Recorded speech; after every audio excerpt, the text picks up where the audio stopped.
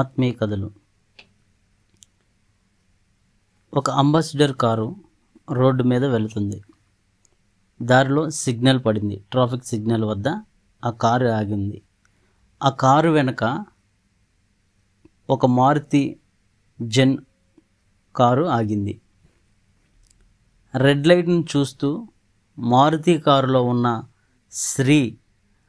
Driving చేస్తున్న శ్రీ వెధవ signal ఒకటి, ప్రయాణాన్ని సులువుగా సాగనవో అని గట్టిగా మాట్లాడుతుంది. అంతలో గ్రీన్ లైటు వెలిగింది. ఎదురున్న అంబాసిడర్ కారులో ఉన్న వ్యక్తి సీరియస్గా ఏదో కాగితాన్ని చదువుతున్నాడు. అందువలన అతడు వెంటనే స్టార్ట్ చేయలేదు. వెనుకున్న మారుతి కారులో ఉన్న శ్రీ గట్టిగా హారన్ నొక్కింది. స్టార్ట్ చేయరా సన్నాసి వెధవ అని బూతు మాటలు మాట్లాడుతుంది. అయితే కొన్ని కార్లు, స్కూటర్లు తమకును దాటుకుంటూ ముందుకు వెళ్ళిపోతున్నాయి. అంబాసిడర్ కారు వెనక ఉన్న మారుతి కారులో ఉన్న ఆ శ్రీ డ్రైవర్ని తిడుతూ ఉంది, కానీ డ్రైవర్ ఇంకా స్టార్ట్ చేయాల. అంబాసిడర్ కారు డ్రైవర్ ఇంకా స్టార్ట్ చేయాల. అతను తలెత్తి పైకి చూసేపాటికి సిగ్నల్ పడింది. స్టార్ట్ చేసి వెళ్ళేలోపు మరలా వెనుకున్న మారుతి కారు ఆమెకి సిగ్నల్ పడింది. మరలా బూతు మాటలు తిట్టడం స్టార్ట్ చేసింది. బూతు మాటలు తిట్టంగానే హ్యాండ్సప్ అనే మాట ఒకటి వినపడింది ఆమెకి.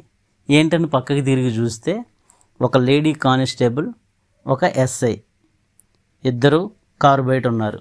కారు ఇంజిన్ ఆపి బయటికి దిగో అన్న సౌండ్ వినపడింది. ఏం జరిగిందో తెలియక కారు దిగింది. వెంటనే లేడీ కానిస్టేబుల్ ఆమె చేతులకి సంఖ్యలు వేసి జీప్ ఎక్కించుకొని పోలీస్ స్టేషన్కి తీసుకెళ్ళిపోయారు. పోలీస్ స్టేషన్కి తీసుకెళ్ళి ఏం మాట్లాడకుండా సెల్లో వేశారు ఆమెని. సెల్లో వేసిన కొంతసేపటికి ఆమెను ఎవరైతే అరెస్ట్ చేయమని చెప్పారో ఆమెను వారి దగ్గరికి తీసుకెళ్లారు. వారి దగ్గరికి తీసుకెళ్తే ఎవరైతే అరెస్ట్ చేయమని చెప్పాడో ఆ ఆఫీసర్ అన్నాడు, సారీ, యూ కెన్ గో అని చెప్పాడు. ఏం జరిగిందో ఆమెకు అర్థం కాల.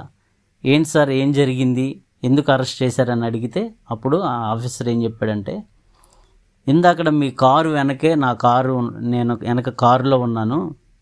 మీ కారు వెనక ఒక స్టిక్కర్ ఉంది. ఆ స్టిక్కర్ మీద యేసే నా రక్షకుడు అని రాసుంది, యెహోవా నా కాపరి అని రాసుంది. మీ కారులో నుంచి ఒక పాట వినిపిస్తుంది. ఆ పాట ఏంటంటే నడిపించు నా నావా అన్న పాట వినిపిస్తుంది.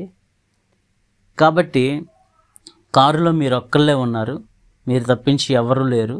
మీరు ఇందాక ఎదురున్న వ్యక్తిని దూషణలాడటం, గట్టిగా మాట్లాడడం నేను విన్నాను. మీరు కారు దొంగలిస్తున్నారేమో అనే అనుమానంతో నేను మిమ్మల్ని అరెస్ట్ చేశాను. సారీ, యూ కెన్ గో అని చెప్పాడు.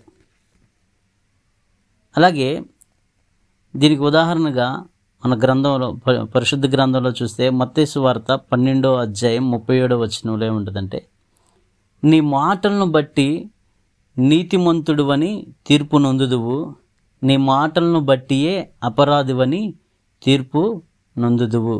అంటే మన మాటలను బట్టి మనము తీర్పు పొందుతాం. మనుషుడు పలుకు ప్రతి మాటకి, ప్రతి వ్యర్థమైన ప్రవర్తనకి లెక్క అప్పచెప్పవలసి ఉన్నది. కాబట్టి మాటలో మాదిరిగా ఉండమని చెప్పి దేవుడు మనకు చెప్తున్నాడు. మన మాటలో మాదిరి ఉండాలి. మనం నోటి మాటలను బట్టే నీతిమంతుడువని, అపరాధివని తీర్పు నొందుదువు అని చెప్తున్నాడు. దేవుడు ఈ మాటలను దీవించును గాక. Praise the Lord. అందరికీ వందనాలు.